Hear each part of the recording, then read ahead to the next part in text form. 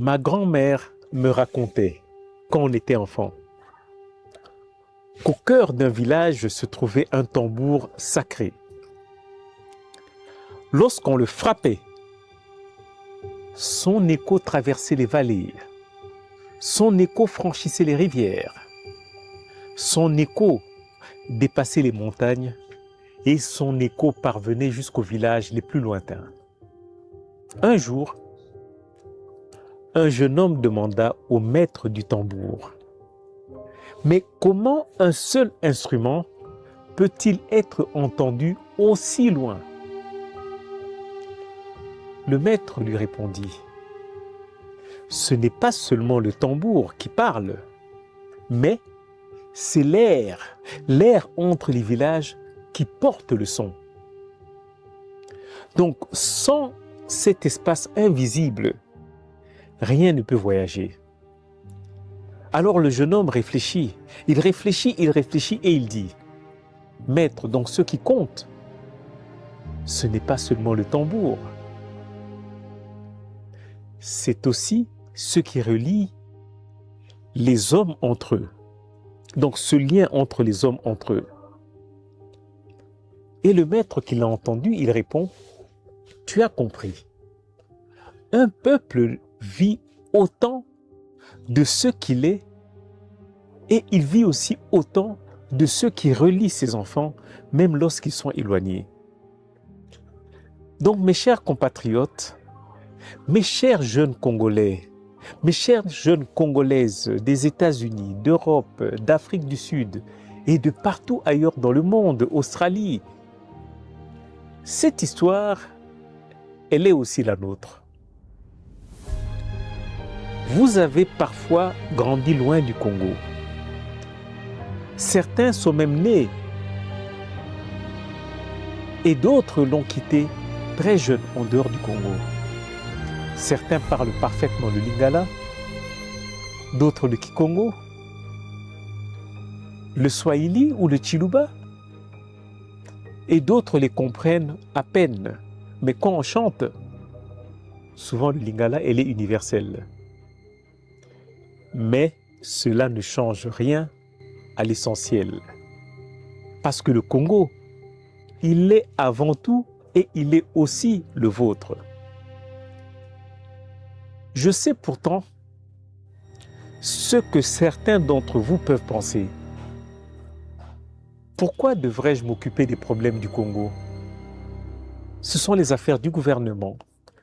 Ce sont les affaires des politiciens. Moi, je construis ma vie ailleurs.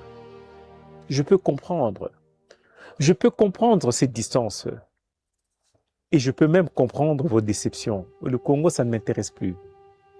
Mais je voudrais vous dire une chose.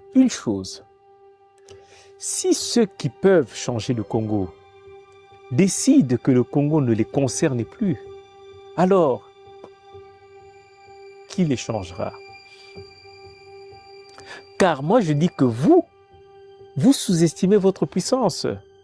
Vous êtes médecin, vous êtes ingénieur, vous êtes chercheur, vous êtes entrepreneur, vous êtes grand financier, avocat, artiste, créateur, sportif. Vous travaillez dans les universités, vous travaillez dans les entreprises, vous travaillez dans les laboratoires, vous travaillez dans les grandes institutions du monde, vous travaillez comme Uber. Vous avez appris ailleurs des méthodes, vous avez appris ailleurs des technologies, vous avez appris ailleurs des disciplines, vous avez appris ailleurs des réseaux. Et tout cela constitue et concourt à une formidable richesse congolaise. À l'instar de l'Amérique, où les Américains, et je disais, les Américains ont 3 piliers qui constituent leur force. Le dollar, ça c'est 1, donc la monnaie. 2, c'est leur armée. Et 3, c'est l'immigration. C'est comme ça qu'il y a la loterie au niveau des États-Unis, parce qu'ils ont besoin que des personnes viennent chez eux. Toutes sortes de nationalités. Les Einstein, tous ces gens-là, les Kissinger, les Barack Obama. Mais c'est une diaspora qui est venue d'ailleurs. Obama est venu donc du Kenya, mais il a été président des États-Unis. Alors, regardez nos artistes. Regardez par exemple Maître Gims, un des plus grands chanteurs français au niveau de, je crois qu'on appelle ça audimat, ou bien au niveau donc des vues, au niveau d'influence. Regardez NASA, regardez Tiakola, regardez Dadju et tant d'autres, et tant d'autres. Ils font rayonner une part du Congo, bien au-delà de nos frontières. Regardez nos créateurs, regardez nos entrepreneurs, nos scientifiques. Je pense même dans ma propre famille, il y a une de mes filles qui est malentendante, presque sourde. Mais dans la communauté des sourds, là où je dirais que beaucoup auraient pu considérer cet handicap comme une frontière. Et quand elle me parlait, et puis j'ai vu que non, elle en a fait une force. Elle a relevé le défi de la mode aux États-Unis. Dernièrement, elle m'a envoyé une couverture où elle est dans Cosmopolitan. Jusqu'à devenir la première mannequin sourde congolaise à s'imposer et à faire parler d'elle. Pourquoi vous racontez cela? Parce que le Congo dont nous rêvons doit précisément être cela. Un pays qui transforme ses obstacles en force et ses impossibilités en défis à relever. Regardez par exemple nos léopards. Après 52 années d'attente, nous avons retrouvé la Coupe du Monde. Mais c'est grâce à qui? Mais grâce à cette diaspora. Nos Congolais, nos enfants, qui sont partis seuls à travers le monde pour conquérir cet art du ballon et en disant que non, on va relever ce défi-là. Plus jamais, on ne peut plus avoir des 7 ou des 9-0. Regardez ce que nous avons vu. Tout le monde était fier d'être Congolais. Mais qui a relevé ce défi? Ce sont des Congolais du pays, bien sûr. Et aussi des enfants donc, de notre diaspora. Donc je dirais que les jeunes qui ont grandi ailleurs, qui auraient parfois pu défendre d'autres couleurs, mais ils ont entendu l'appel du tambour, se sont à travers le vent en disant non. Au moment décisif, ils se sont souvenus qu'ils avaient une patrie. Voilà ce que l'on peut accomplir en tant que diaspora quand on décide de revenir dans le jeu. Et c'est ce qui est vrai dans un stade qui doit devenir vrai dans l'économie, dans la technologie, dans l'agriculture, dans les universités, dans la culture, dans l'administration, dans la construction de notre État. Nous ne vous demandons pas nécessairement de tout abandonner demain pour prendre un avion vers Kinshasa. Non. Revenir au Congo ne signifie pas seulement revenir physiquement. Revenir au Congo, c'est investir. Revenir au Congo, c'est transmettre une compétence. Revenir au Congo, c'est créer une entreprise. Revenir au Congo, c'est accompagner un start-up. Revenir au Congo, c'est enseigner. Il y a des gens qui sont ambassadeurs en Europe, mais qui viennent enseigner ici. Donc revenir au Congo, c'est ouvrir son carnet d'adresses. Revenir au Congo, c'est consacrer quelques semaines par an à son pays. Revenir au Congo, c'est simplement décider que le destin du Congo, c'est aussi votre affaire. Et le président Félix-Antoine Tshisekedi Tshilombo a besoin de vous. Le pays a besoin de vous.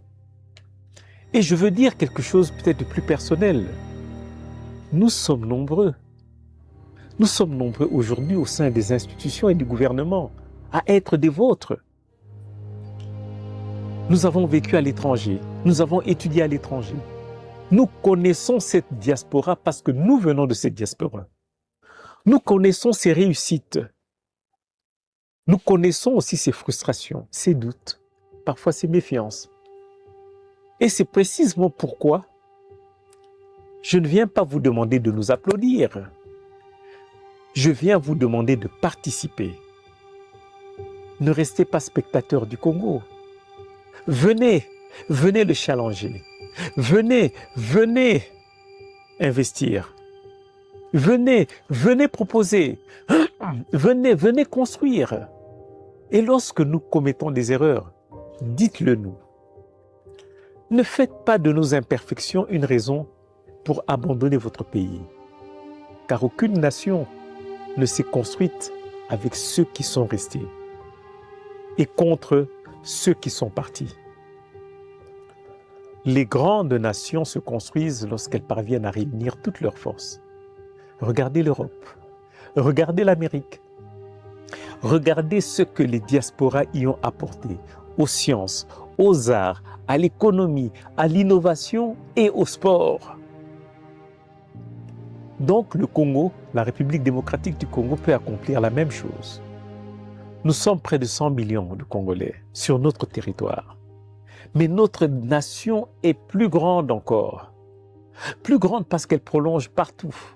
Elle se prolonge partout, disais-je. Là où vit un enfant du Congo, c'est ce son de ce tambour sacré.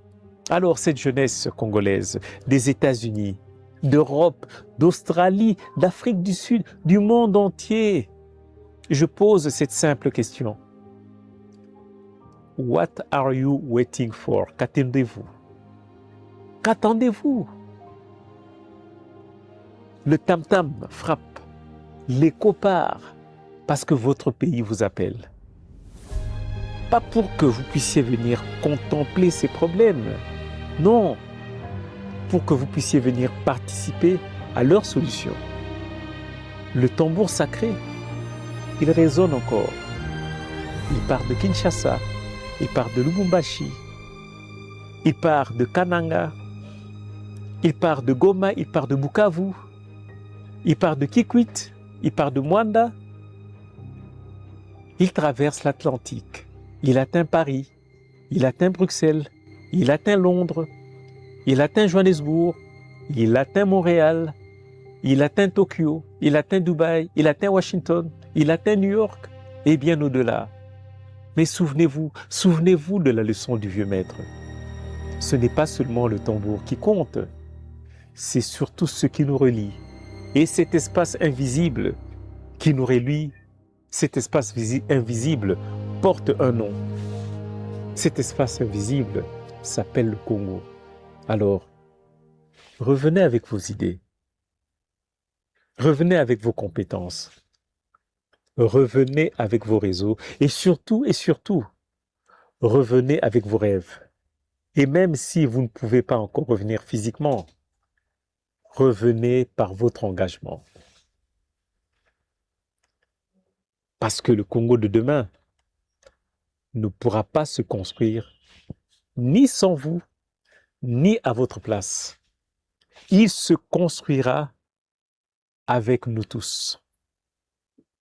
I thank you very much. Je vous remercie.